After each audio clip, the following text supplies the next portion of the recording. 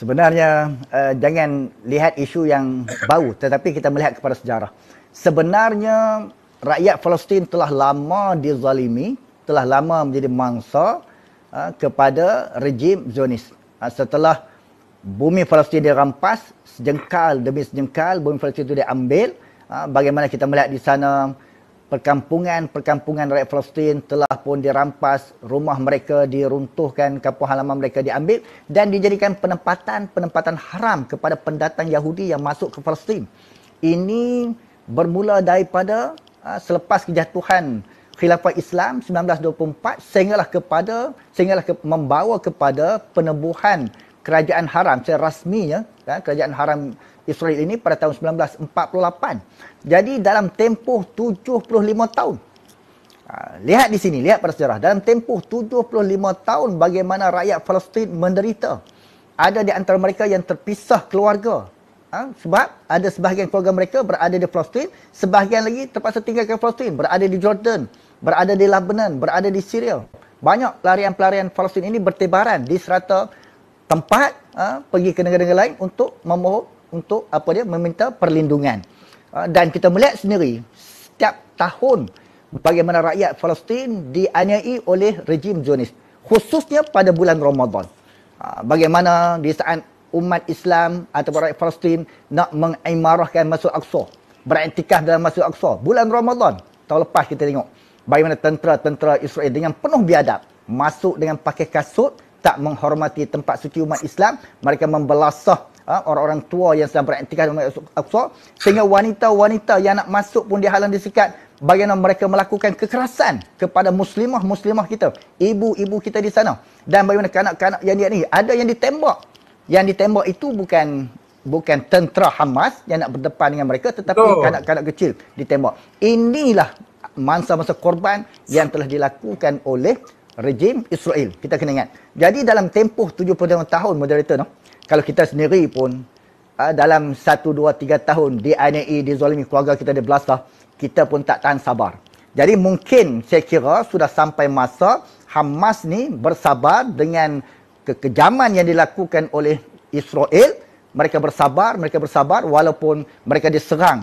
Setiap tahun kita melihat diserang, bumi Gaza diserang, dibedil, mereka masih bersabar sehinggalah sampai ke 7 Oktober kesabaran itu telah hilang dan mungkin mereka merasakan telah sampai saat dan ketika untuk mereka membalas balik kezaliman yang dilakukan oleh Israel. Sebab itu pada 7 Oktober Hamas yang memulakan serangan dengan mereka membedil kawasan-kawasan penempatan haram Israel dan juga kem-kem tentera Israel.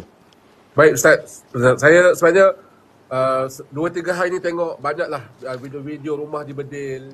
Ada seorang lelaki Palestin yang duduk di bawah runtuhan rumah dan kedai dia. Ya. Orang tanya nak barang tak? Nak barang ni tak? Dia kata aku tak perlukan tu dah sebab rumah aku habis dah. Tak ada tempat. Banyak video banyak dan ada satu video yang viral tahanan daripada Israel lah, orang Israel yang di mana Hamas masuk rumah dia, yang Hamas mengatakan Hamas tidak akan apa-apakan. Kami tidak akan apa-apakan kanak-kanak dan orang awam. Satu benda yang sangat mengejutkan lah. Memang itu sepatutnya yang berlaku. Ya, itulah yang membezakan antara istilah teroris dengan mujahidin, dengan pejuang-pejuang Islam. Kita, agama Islam ni, kita ada peraturan, kita ada adab. Jangankan masa damai ada adab, ada peraturan. Dalam masa perang pun, situasi perang pun, dalam Islam masih berpegang pada adab. Sebab itu kalau kita melihat bagaimana Nabi perintah pada kita, kalau kita nak membunuh, kita nak lawan, mesti lawan orang yang menentang kita. Maknanya tentera musuh, itu kita lawan. Tapi Nabi kata jangan kamu berhadapan, jangan kamu mengenai kanak-kanak yang tidak berdosa. Orang perempuan yang lemah, orang perempuan yang tidak berdaya, golongan mustad'afin, orang tua-tua. Jangan. Bahkan dilarang keras dalam Islam, jangan sekali-kali kita runtuhkan tempat ibadah orang bukan Islam.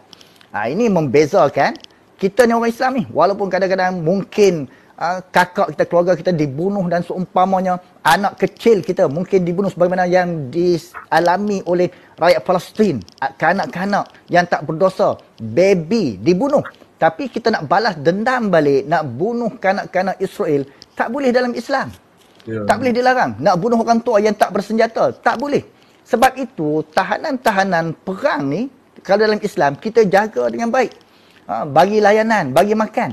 Kita tak boleh buat aniaya. Kita tak boleh buat zalim. Sebab itu kita melihat, tahanan-tahanan perang ni, kalau Islam, ataupun kalau ditawan oleh tentera Islam, dengan layanan yang diberi, ramai di kalangan tawanan-tawanan musuh ni, dia akan masuk Islam. Berlaku di zaman Nabi SAW, melihat keadilan yang telah diberi oleh Rasulullah, 70 tawanan dalam perang Badar dilayan dengan baik. Begitu juga selepas daripada kewafatan Rasulullah, disambung oleh khalifah-khalifah Islam, Sayyidina Abu Bakar, Omar, Osman, Ali, dan juga berterusan kepada kerajaan Islam Umayyah, Abbasiyah semua. Kalau perang ni, kita ada adab dia. Tak boleh nak musnahkan tanaman-tanaman bila kita masuk ke negara musuh. Tapi bagi mereka, bila berdepan dengan kita, sama ada kita ni bersenjata, kanak-kanak, orang tua-tua, bahkan bagaimana kita melihat saudara kita, kanak-kanak dibunuh, orang tua-tua dibunuh, orang perempuan dirogoh, dikosa dan seumpamanya. Ya. Ini sangat menyalahi. Mereka tidak ada, bukan kata kemanusiaan, bahkan sifat-sifat itu tidak pernah diajar dan kita tak pernah buat kepada musuh demikian. Sebab itu bila kita tengok Hamas, dia serang tentera Israel, kem-kem Israel.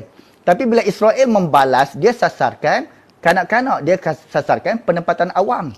Dia sasarkan sekolah. Ini kezaliman mereka buat. Sebab itu kita melihat di Bumi Gaza tu. Ini yang mereka sasarkan. Dan kita tengok memang sedih situasi yang berlaku di Palestin, terutama sekali di sebelah kita lah, sebelah rakyat Palestin, dengan kanak-kanak yang terbunuh dan seumpamanya. Tapi kadang-kadang memang kita tengok tentera Israel ini memang geram. Masa mereka buat penganiayaan, masuk ke Al-Aqsa, mereka sepak orang tua-tua, mereka acukan senapang, rifle mereka kepada di dada orang tua-tua. Mereka tolak muslimat, ibu-ibu kita nak masuk dengan kasar, dengan keras, sehingga jatuh muslimah kita, ibu kita jatuh. Biadabnya mereka buat pada kanak-kanak, tahan kanak-kanak.